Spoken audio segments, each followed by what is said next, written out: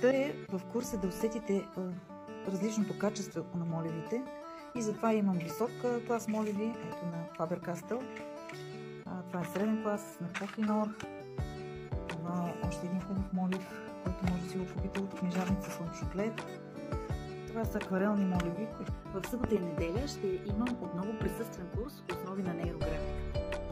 И си подготвям всички материали, които ще ми трябват. 12 различни марки моливи ще може всеки да пробва от вас и да си усети кой от моливите най-много ви харесва. Сега ще ви ги покажа. Ето това са моливчета, които може да си ги купите от Lidl на една много добра цена. Ето така изглежда кутията. Качеството е среден клас. Много добре пишат. Това е среден клас, ученически. Ето това са любимите ми карандаш. Един висок клас моливи. Това са едни ученически моливи, които пишат много хубаво. Това са на Faber-Castell ученически моливи, които са в една кутия над 50 цвята. Ето тук съм подготвила много интересни моливчета. Вижте, те са, пишат, че са магически. Нищо магично няма в тях, просто са смесени графитите и пишат шарено. Ще можете да ги пробвате в присъствения курс. Затова съм ви подготвила тази колекция, за да усетите всяка марка как се държи и към коя да се насочите. И тук дори има още, ето гома художник се появи.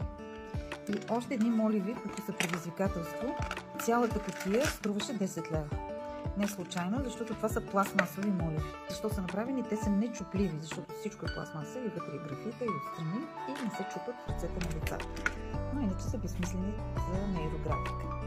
И сега ще ви покажа още едни моливчета.